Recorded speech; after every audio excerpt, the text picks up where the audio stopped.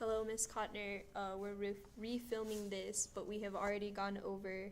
The cover sheet, you should probably show your cover sheet. Yeah, this is my paper. Cover sheet, page numbers, table of contents, the title. The font, her font's good. The in-text citations, I know you had a problem on one of the, we'll go over it again. Yeah. Your MLA format, works cited is good. The form, your like visuals and stuff is good, and the art is like clear. So we can just go over like the. So we're gonna read, or I'm gonna read the body paragraph genres. Okay, this is my first one. It's a cartoon called The Tale of the Cheetah. It's seen Zhuangzi walking to a temple 296 BC. Which Tao should I follow? A Tao is a path, a choice, or an action. You are the master of choice in life, and the Taos that you choose to lead are your destiny. So I see that like you don't have an in-text citation there, so just add in-text citation. I possess the knowledge that one of these Taos is filled with dangerous animals, while the other leads to a peaceful temple. How did I come about that knowledge? Well, absolute knowledge should remain in force no matter what perspective is operative. It should be impervious to refutation, able to incorporate any evidence. And I also need an in-text citation right there. For example, that cheetah I see over there will remain deadly no matter who claims otherwise. The cheetah is impervious to refutation. I think that I will choose the right Tao. However, who is to say that the cheetah is not a friendly creature? I would find out if I chose the left Tao. However, perhaps my destiny is to befriend the cheetah. Things should be allowed to follow their own course, and we should not value one situation over another. I need another in-text citation. Alas, I know my knowledge of the cheetah's fierceness must maintain itself and remain true, no matter how my perspective on it may shift. Even if I believe that the cheetah is a kindly creature, my belief does not make it true. I believe that I will use my irrefutable knowledge about cheetahs and choose the Tao that allows me to live another day. So, like your art is clear, your font is good, just like the highlighted parts is your keys, and your in-text citations just need to be there because you don't have any on that one. Okay, is there anything that we need to say about like the questions? You have concrete and commentary detail because you explain. My research are these quotes. Just need to cite them. Yeah. Have your title. Yeah, that's good. Okay. And this is my next cartoon called The Teachings of Zhuangzi. Seen Zhuangzi teaching students at a school of thought. Students, today we will learn about the Tao. The Tao is a philosophical concept that celebrates the spontaneous transformation of the order of nature. Stefan. It may indicate the road upon which one travels, the act of wayfaring or traveling down a road, or even the act of waymaking by leading someone down or constructing a road. It may also refer to speech, especially in philosophical or moral education. This means that Tao can be seen from a human scale as well as a cosmic one. Cosmic Tao is the way of the universe. It is not one particular thing, but rather the harmonious totality of all things.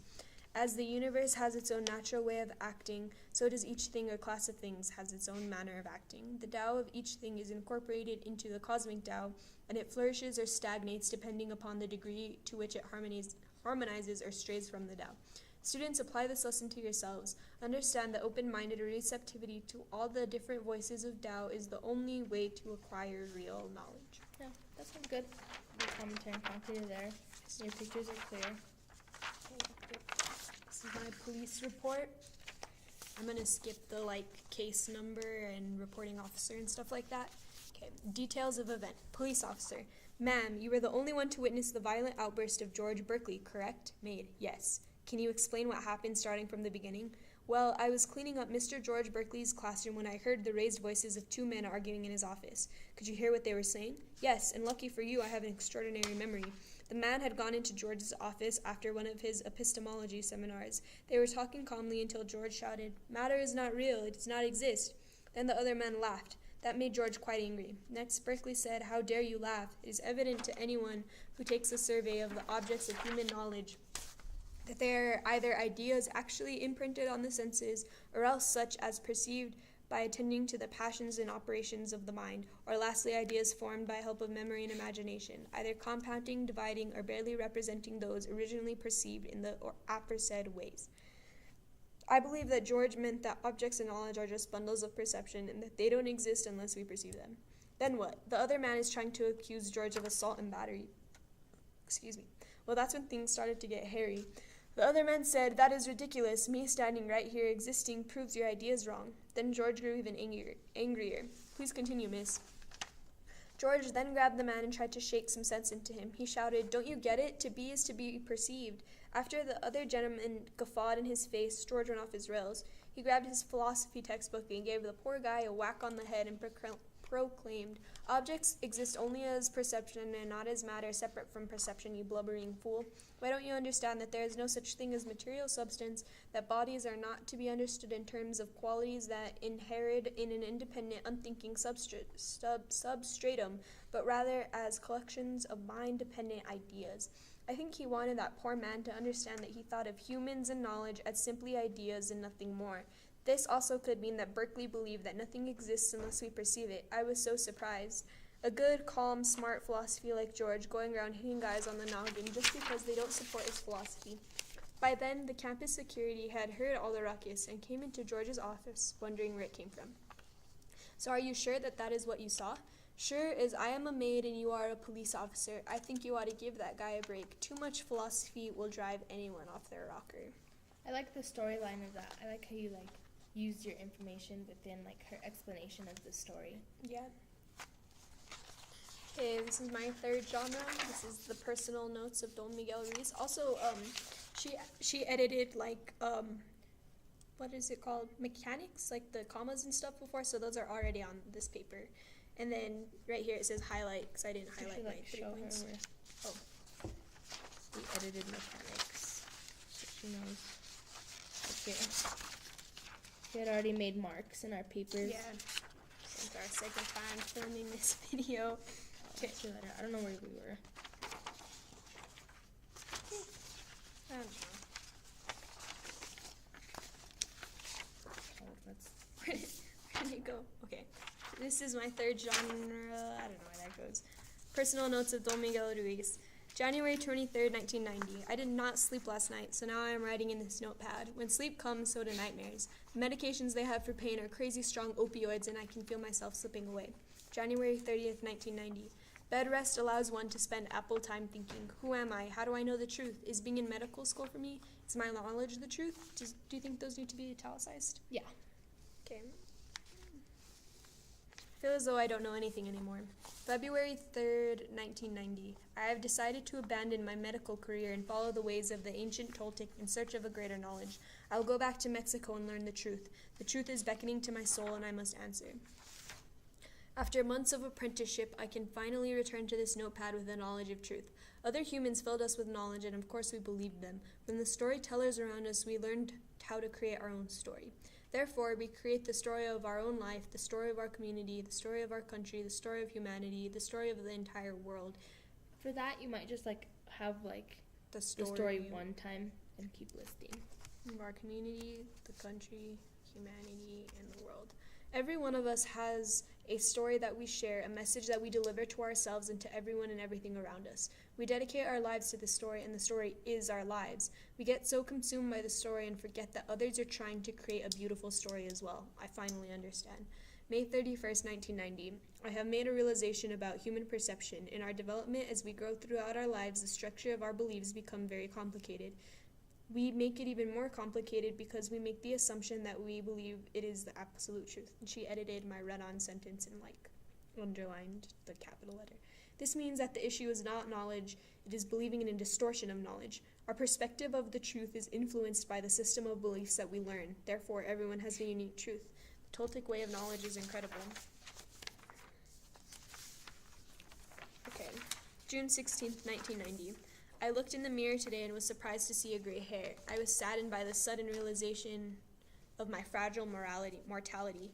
However, I thought to myself, we search for perfection outside of ourselves, but that is one of the biggest wastes of time. The truth is that we are already perfect in very individual ways. Whatever you are, that's it. And then I repeated myself, so she crossed that out and did some stuff. I, the human, are the truth. My physical presence is real. What I believe about myself is not real, such as thinking I am ugly or old. I am perfection. I am programmed to be me by my DNA, and I have instinctively followed its wisdom. I have followed primal instincts to try and create a happy and fulfilling life. However, family and societal norms have been imposed on me. I did not have a choice when I was told what to believe, what not to believe, how to act, and how not to act. I was told what is right and wrong, ugly and beautiful, what is good and bad. I was told the way I should be, the way I should look, the way I should behave. I need to be this way. I shouldn't be that way. Because I was told it is not okay to be what I am, I started to pretend to be someone I was not. The fear of being rejected became the fear of not being good enough, and I started searching for my image of perfection. Perfection is something that I wished for, but I knew I was not, so I started judging myself. However, I didn't know what I know now. The real me is unique beyond anything I know because the real me is the truth. I, the human, am real truth. My physical presence is real. What I believe about myself is not real. I am perfection. I must start. Did I already say that? No. No. Kind of. Well, your Yeah, whole paragraph's about being perfect, so Yeah, this part and this part kind of repeat each other, so maybe I should. that's why we crossed this out. Yeah, but I, the human, are truth. My physical presence You is should cross real. that out because you repeated that. What I believe about myself is not real. I kind of said that. Yeah, am you did say perfection. that. What I believe myself is not real, such as thinking I am ugly or old. I am perfection. I must start to live my life with the knowledge that I am the truth, and if I know myself, then I will know the truth. I must take back control of my life and spread Toltec wisdom with others so that they will know the truth too. Okay.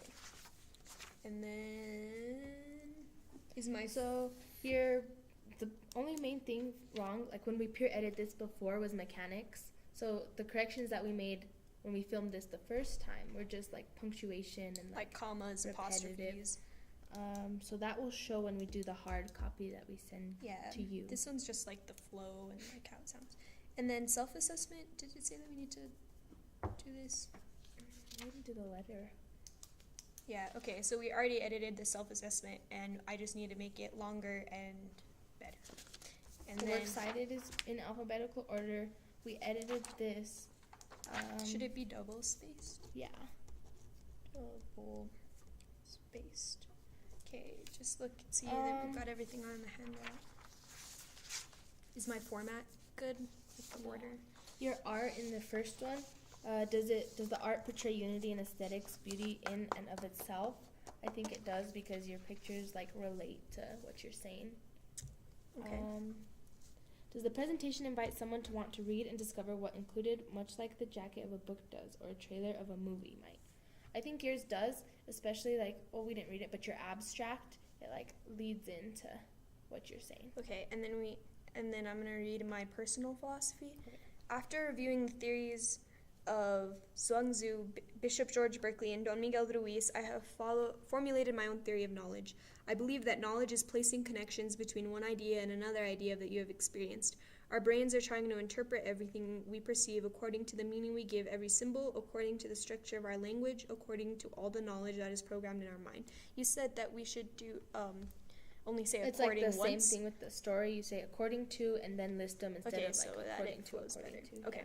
For example, knowledge is seeing a mountain lion's vicious fangs and knowing to run in the opposite direction. Knowledge is also knowing that if you put pure sodium in water, it will explode. These ideas connect and interact, forming a new idea built from experiencing life, knowledge. I also believe that knowledge is unique to every person, as no one experiences life in the same way. Since knowledge is unique to every person, it can be easily distorted. Do you think that I'm saying knowledge too much? Yeah, I'd change it. To like it? Yeah. Okay. This distortion of knowledge is a lie or misconception. We judge and interpret based on our knowledge, but sometimes our knowledge can manipulate what we see. That is when things become ugly, beautiful, weak, powerful, crazy, etc. We can allow our knowledge to manipulate our worlds, as our mind is so powerful that it perceives the story we create for ourselves. We can distort knowledge by creating a story with the symbols and opinions that we learn. That is when gossip, lies, and negativity arise from the misuse of our knowledge. However, if we recognize that we are in control of our knowledge and how we use it, we can create a happy and successful life. I hope to continue learning what knowledge means and further develop my epistemology. I think you should expand that last point a little bit Yeah. more, and then Which one? Like the where it misuse of says- knowledge? Like lies and stuff. Yeah. However, if we recognize that we are in control of our knowledge and how we use it, we can create a happy, successful life. Like say how. Yeah. Okay. So I think the length, like referring back to the rubric, your length of your genres are pretty good. It like describes both the philosopher and gives examples. Your genres are appropriate for what you're explaining. The format is good. Just basically the main problem was mechanics, but we fixed that in the Others in the are hard, good. yeah, in the revision. So I think that's it. Okay, thanks.